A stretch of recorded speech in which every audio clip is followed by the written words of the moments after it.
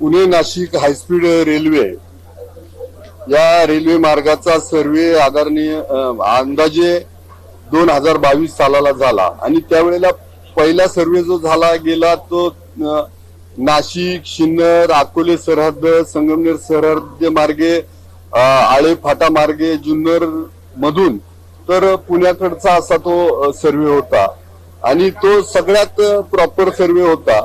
नंतरच्या काळात संगमनेरच्या पलीकडल्या बाजूने सर्वे झाला आणि आता तर कळते डायरेक्ट शिर्डी मार्गे रेल्वे नेण्याचा घातला गेलाय। तर मला वाटतंय की पुणे नाशिक हायस्पीड रेल्वेचे पहिले धोरण एक कमी वेळेमध्ये अंतर काटलं गेलं पाहिजे।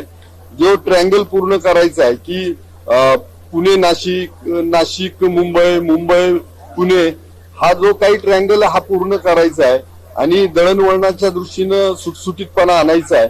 तर याच्यामधला सरळ जे काही पहिली अलाइनमेंट ठरली होती की नाशिक शिन्नर अकोले सरहद्द संगमनेर सरहद्द मार्गे पुणे तर अशा पद्धतीने झाली पाहिजे। मधल्या काळामध्ये शेवटी आम्ही सगळे सत्ताधारी पक्षाचे आमदार आहोत नेते मंडळी आहोत पण तरी सुद्धा याच्यामध्ये प्रत्येकाला प्रत्येकाच्या मतदारसंघाबद्दल किंवा त्याचा फायदा भेटावा असा प्रत्येकाचा हेतू आहे।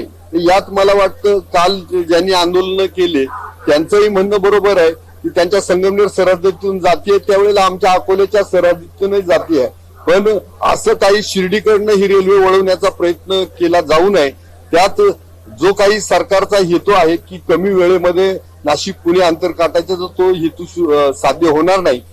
प्रसंगी हाच जर पहिला मार्ग होता अकोले मार्गे संगमनेर मार्गे पुण्याला जाणारा नाशिक पुणे रेल्वेचा हा केला तर पर्यटन दृष्ट्या पण खूप चांगलं हे होऊ शकेल त्याचं महत्व वाढू शकेल त्याचा उपयोग होऊ शकेल शेतकरी मालाच्या वाहतुकीसाठी पण त्याचा चांगला उपयोग होऊ शकेल कारण कारखानदारी चांगल्या प्रकारे अकोले संगमनेरात आहे राहुरीच्या दरम्यान आहे त्याचा उपयोग होऊ शकेल तिकडं जुन्नर आळे फाटा त्या दरम्यानच्या कारखाने आहेत त्याचा उपयोग होऊ शकेल शेतीमालासाठी उपयोग होईल आणि पर्यटनासाठी पण त्याचा उपयोग होऊ शकेल। त्यामुळे आमची मागणी आहे तर ती नाशिक शिन्नर अकोले सरहद्द संगमनेर सरहद्द मार्गे जुन्नर मार्गातून पुढं म्हणजे जुन्नर म्हणण्यापेक्षा आळे फाट्यातून पुढे पुण्याला हा मार्ग जावा ही आमची सगळ्यांची मागणी आहे आणि त्यानुसार जी जनता आहे त्या पण आता आंदोलनाच्या तयारीत आहेत मागणी